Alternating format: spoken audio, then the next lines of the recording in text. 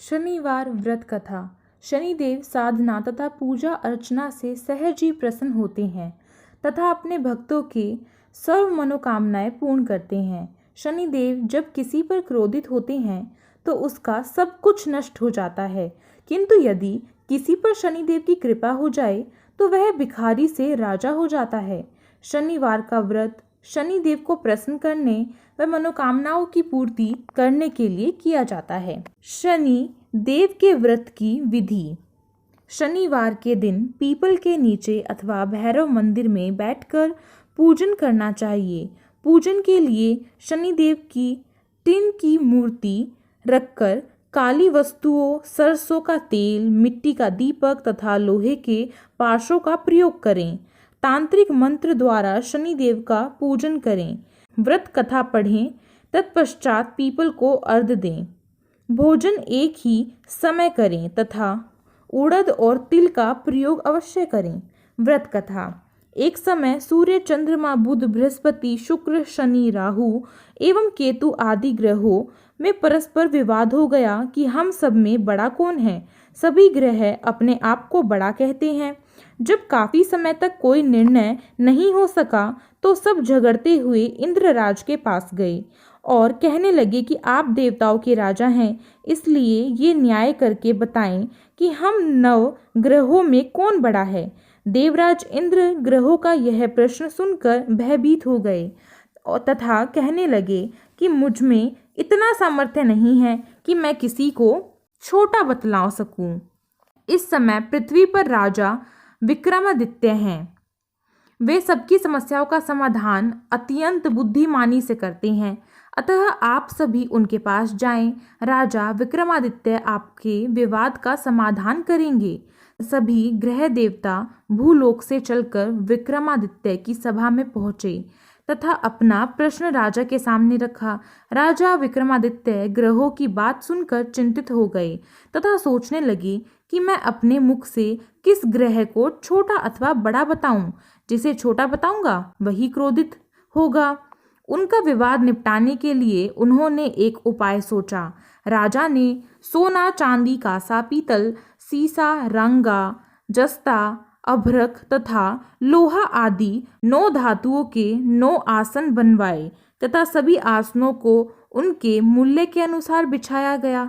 इसके पश्चात राजा ने नवग्रहों से कहा कि आप सब अपना अपना आसन ग्रहण करें। जिसका आसन सबसे आगे वह सबसे बड़ा तथा जिसका आसन सबसे पीछे वह सबसे छोटा जानिए। क्योंकि लोहा सबसे पीछे तथा शनिदेव का आसन था, इसलिए शनिदेव ने सोचा कि राजा ने मुझे सबसे छोटा बना दिया है। राजा के इस निर्णय पर शनिदेव को बहुत क्रोध आया। उन्होंने कहा कि राजा, तू मेरे पराक्रम को नहीं जानता। सूर्य एक राशि पर 1 महीना, चंद्रमा 2.25 दिन 2 महीना, मंगल 1.5 महीना, बुध और शुक्र 1 महीना तथा बृहस्पति 13 महीने विचरण करते हैं, परंतु मैं एक राशि पर 2.5 वर्ष से लेकर 7.5 वर्ष तक रहता हूँ। बड़े बड़े देवताओं को भी मैंने भीषण दुख दिया है। सुनो राजन, रामचंद्र जी को 7.5 आई तो उन्हें वनवास हो गया। रावण पर आई तो राम ने वानरों सहित उनकी लंका पर चढ़ाई कर उसके कुल का सर्वनाश कर दिया। हे राजन, तुमने मुझे अपमानित किया है, अतः अब तुम सावधान रहना। राजा विक्रमादित्य ने कहा, जो कुछ भाग्य में होगा देखा जाएगा। ऐसा सुनकर सभी ग्रह प्रसन्नतापूर्वक अपने अपने स्थान को चले गए, किंतु शनि देव जी अत्यंत क्रोध में वहां से सिधारे।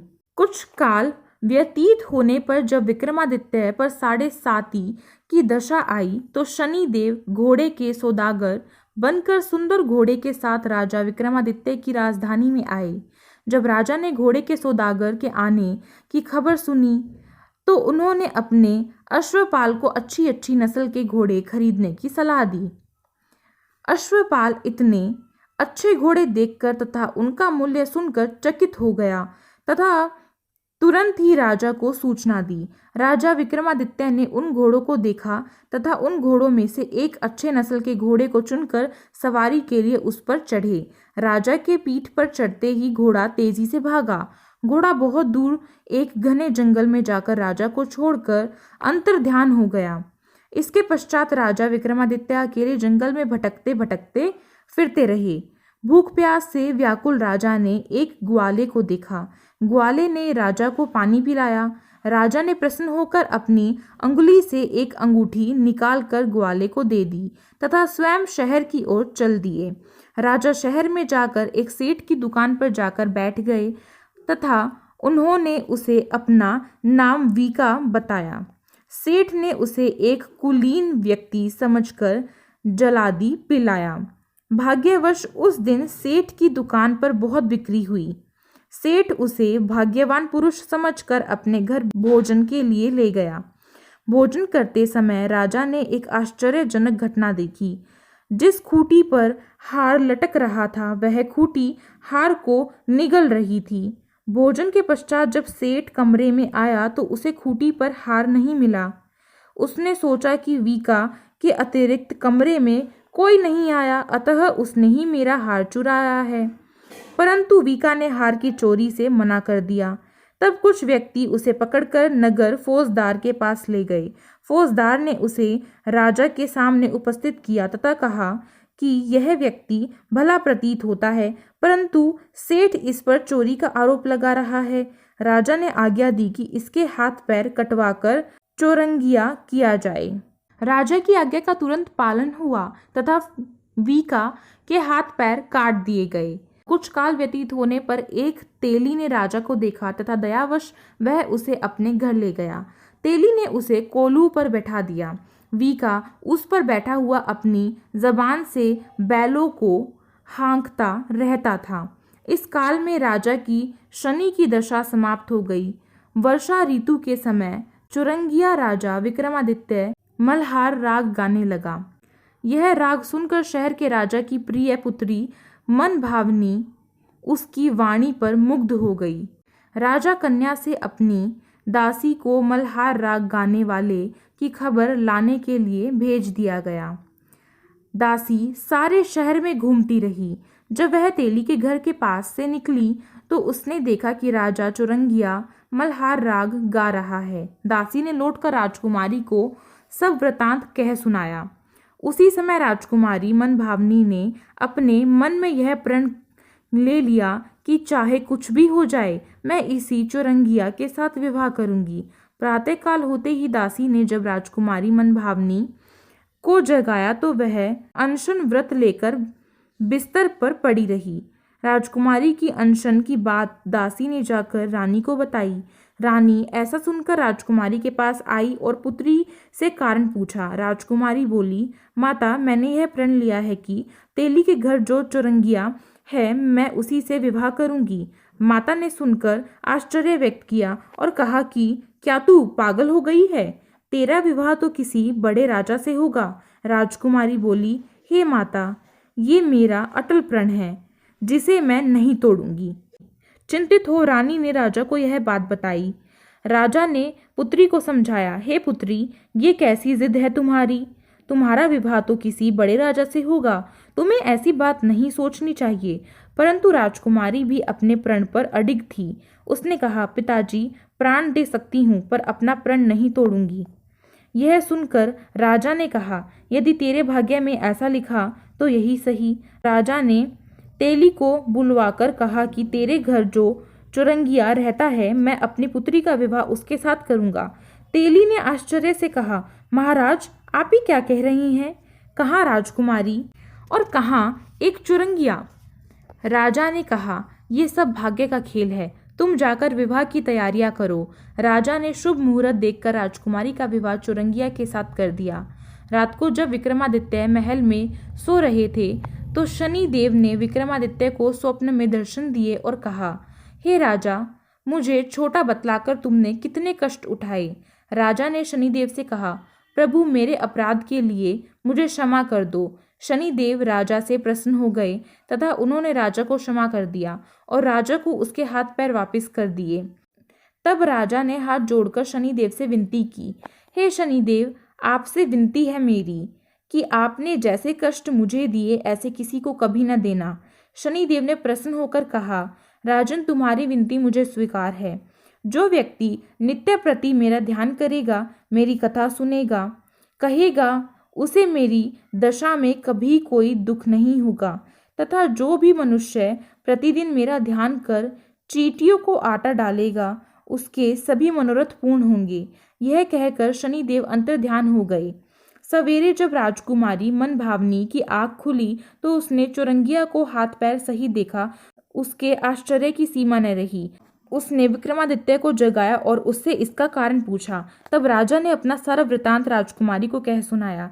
यह सुनकर राजकुमारी अति प्रसन्न हुई। प्रातःकाल मनभावनी की सखियों ने पिछली रात्रि का हाल चाल पूछा तो उसने रात्रि की घटना का तथा उसके हाथ पैर सही हो जाने का सारा वृतांत कह सुनाया।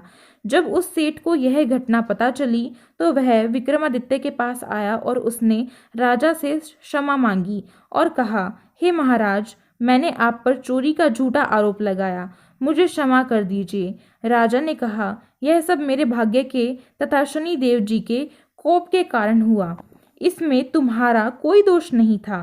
तब सेठ ने कहा, हे महाराज, यदि आपने वास्तव में मुझे क्षमा कर दिया तो फिर मेरे घर चलकर भोजन ग्रहण करें, तभी मुझे शांति प्राप्त होगी।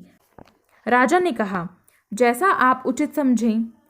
घर जाकर सेठ ने नाना प्रकार के व्यंजन बनवाए और राजा विक्रमादित्य को आमंत्रित किया।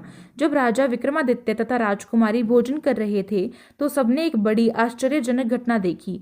जो खूंटी पहले हार निगल चुकी थी, वही खूंटी हार उगल रही थी। भोजन की समाप्ति पर सेठ ने हाथ जोड़कर राजा से कहा, महाराज, मेरी श्री कन्वरी नाम की कन्या है, आप उसे पत्नी के रूप में वरण करें। राजा विक्रमादित्य ने सेठ की बात स्वीकार कर ली और सेठ ने अपनी कन्या का विवाह राजा से कर दिया और बहुत सी भेंट राजा को दी।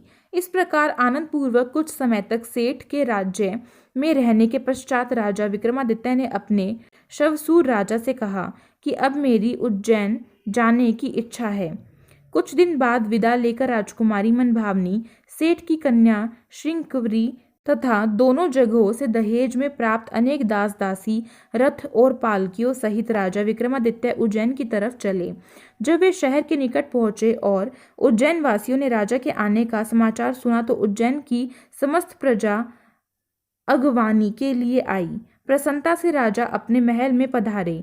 सारे नगर में भारी उत्सव मनाया गया और रात्रि को दीपमाला की गई। दूसरे दिन राजा ने अपने पूरे राज्य में यह घोषणा करवाई कि शनि देवता सब ग्रहों में सर्वोपरि हैं। मैंने उनको छोटा बतलाया, इसी से मुझको यह दुख प्राप्त हुआ। इस प्रकार सारे राज्य में सदा शनि देव की पूजा और कथा होने लगी। राजा और प्रजा अनेक प्रकार के सुख भोगती रही। जो कोई शनिदेव की इस कथा को पढ़ता या सुनता है, शनि देव की कृपा से उसके सब दुख दूर हो जाते हैं।